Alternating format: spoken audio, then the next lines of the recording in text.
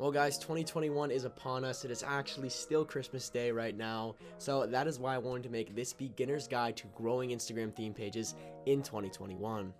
It's better.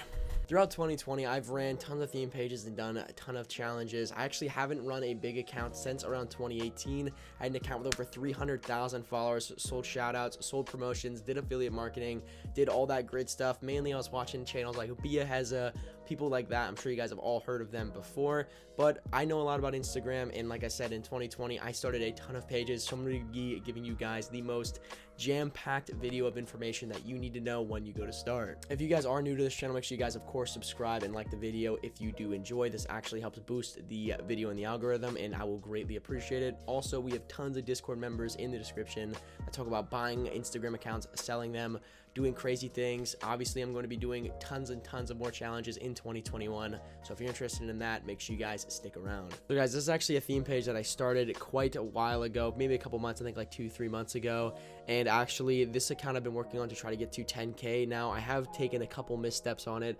so obviously I'm going to be teaching you guys some things that I actually did wrong with this and how I'm going to continue to scale this to eventually hit 10K. The first step you want to do when growing a theme page is actually find a niche that you are genuinely interested in. And what I mean by that is something that you enjoy posting content about, something that you know about, because you're going to get comments asking you questions, and if you don't really know what you're talking about, well, then you're going to look like a complete doof. And when running theme pages, you want it to be as fun as possible. Obviously, waking up every day doing these strategies aren't going to be a great time, but it is something that you need to do.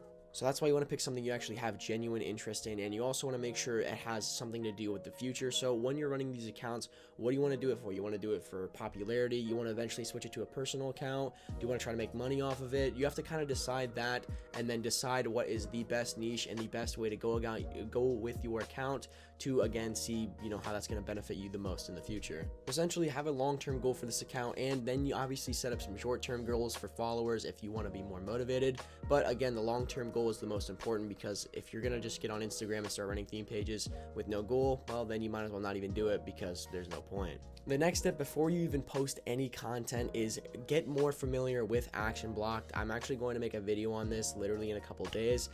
Action Block is super important. If you do get Action Blocked, it can actually kill your growth and honestly basically shut down your whole account. It's pretty ridiculous, so you want to actually do a little bit of research to see how many people you can follow a day, how many likes you can do. There is a certain number of actions you can do, and with a newer account you can do very less of them. So, you know, for an old account you might be able to do 1,500 actions. For a brand new account, I think you can only do 500 actions per day, so make sure you're not going over that, because Instagram could halt your growth if you're trying to grow too rapidly.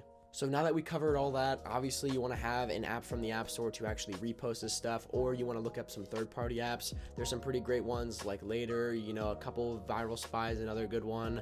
You can go ahead and do your own information research on Google, but sometimes you can actually get apps that help you. Personally, I just use an Instagram redownloader and I do it all live, but if you have a very busy schedule and you don't have the time for that, you can obviously use third-party apps to help you post on Instagram and stay active. All right, so now we're actually on an account that I did a little experiment with, but this is basically, you know, I'm acting like it's a brand new account. So this is what you're going to be faced with. You're going to have your username, no bio, and obviously no pictures. So before you even start doing any strategy like the follow for follow strategy, or start interacting with other people to have them funnel to your channel, the first thing you need to do is post 9 things of content. For this example, guys, I actually did 9 pictures of me and Frosty the Snowman, since it was, you know, I took pictures with him at Christmas. Just look out how drippy me and him are with the moccasins on. But regardless, this is what I kind of showed you, because with 9 posts, it actually makes it seem like you have content on your page. If it's a newer account, most people, if you only have like 3 posts, they're not going to want to follow you. So to start, just get your 9 posts up. The next step is to actually go into your bio. Now, you really don't need to do too much with this. I'll actually show you guys my bio with when it comes to Skateboarding for Life, which is my other account.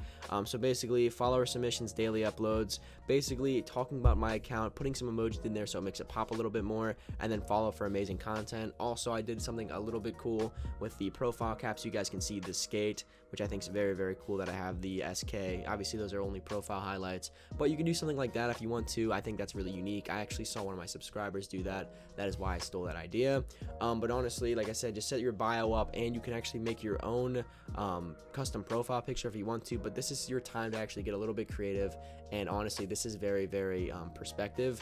You don't have to have a crazy bio or a crazy profile picture, but something like this would work very nicely. The next step is actually creating things called hashtag lists. So here's one that I have right now. These hashtags I actually didn't come up with on my own. I actually found another skate profile in my niche and basically just had a Instagram repost app steal this caption, and I replaced some of the things with it, and then again I saved it and I actually put it on some of my posts. Now obviously when it comes to hashtags, people get very misled about these. Hashtags don't make your post blow up every time, but hashtags can draw in new people. So just like people can follow Instagram accounts, they can also follow hashtag lists, and if you actually rank higher on a hashtag list, your video might pop up on their feed because they're following, let's say, hashtag like skateboarding. Obviously that might be one, like a hard one to rank on, but something like that obviously can help push your content, get it on their feed, and you might be able to net some followers from it. Also, I've seen that most times I put hashtags on my stuff, it actually helps to hit the explore page, as long as I'm not using the same list over and over again.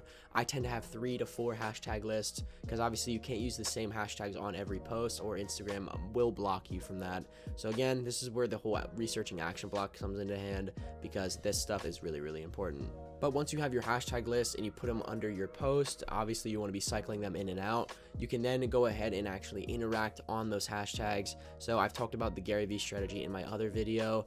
I make a lot of videos covering this kind of stuff, but I'll go a little bit in depth with it. Essentially, you actually take 9 hashtags and you interact with them on 10 different posts. So let's say if I'm a skateboarding page, skateboarding, you know, I want to be interacting with the recent post. I want to be basically talking to people in the comment section.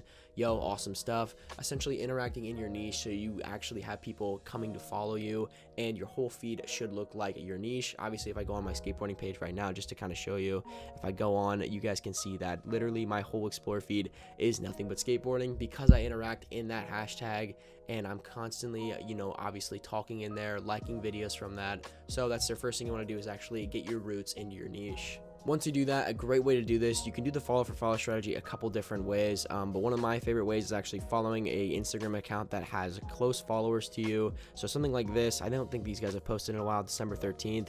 So these followers aren't really that active. You want to find an account that actually has active people. We'll use this one just for an example. So this guy posted, I guess, like Santa Claus on a skateboard. Actually a really cool video. But essentially you can see this was posted 7 hours ago. So these people are active accounts. You would obviously go through the views, and you can actually end up just following the people that liked this post. What this is going to do is, obviously these people care about skateboarding and they're already following a skateboarding account, so the odds of them following you back are likely. You know, if you go on something, I don't know, like let's say Tetherball, like a Tetherball Instagram account, and start following them, they're probably not going to be interested in skateboarding. I don't know why I use Tetherball. I don't even know what a Tetherball is. I can't even think about it. I'll put it up here. I think it's something like that. But like, you know what I mean? Basically, you want to be interacting with people in your niche. You don't want to be following people who don't care about what you post. I've come to find out that 2020 is way more about quality than quantity, whereas in 2018 it was a little bit different. When I did the follow for follow strategy to blow my account up to begin with, I would just mass follow as many people as I could in a day, then mass unfollow and rinse and repeat until obviously I got like 5,000 followers. I was able to do that in like 2 months, but in 2020, Instagram has made it a lot harder, especially with all the feed changes and the action block changes. So now what I would recommend is actually following a couple people, going on their profile and trying to interact with it. So these guys are private. Find one like this. Oh, look at this guy posts skate content, great. Let's just go ahead and scroll through and like 3 of his things, and then go over and give him a follow. This is going to increase your chances of them following you back because you like their stuff. I might even go ahead and go on his profile and comment something like, "That was fire," or "Nice clips." I put his nice clips, a little bit of exclamation point right here with a fire emoji, and just like that, it didn't even take that long, and you're actually showing genuine interest. More than likely they're gonna follow you back and like your post. So obviously, instead of just mass following as many people as you can, try to focus on individual people and following them to start, because you don't want to actually run your following count up way too high past like 5,000, because then unfollowing is going to be a pain. But really, once you get that down, guys, you want to actually continue to grow this account until it hits around 5,000 followers. Then I would recommend stop doing the follow for follow strategy, start posting more story posts, start interacting more with your explore feed, because by that time, if you're posting 3-4 times a day and you're posting a lot of Instagram reels, which is another video I'm going to cover, because Instagram reels are so nice to actually grow with and get tons and tons of organic content. But once you're actually doing that, you actually see your followers start picking up. I've seen accounts go from 10 to 50k like that in around a month. So once you actually start getting 5,000 followers, you actually start getting some way better organic growth. You'll start popping up in the suggested follower people, and again, you'll actually find your roots in your niche and you will have a pretty successful page. I made videos on what to do once you get there, but the main part is getting there, and then you can start thinking about making money or maybe even selling your account. You can also try buying accounts in my Discord. Be wary though, people are trying to scam you out of that stuff. I'm also probably gonna have to make a video on that as well. I would recommend just growing your own account, because then you know all the analytics and how the account's doing, where if you buy an account, it might be bot followers, fake views, or you might not even get the account because you might get scammed. So ultimately, that is why I wanted to make a beginner's guide video. This is extremely important to research all this stuff. Hashtags, posts, interact with the content in your niche, don't follow too fast, and ultimately have fun and enjoy the posts you post. My name is Brady. If you guys enjoyed this video, make sure you guys again like and subscribe. I'll catch you guys in the next one, and I hope you all have a fantastic day. Peace.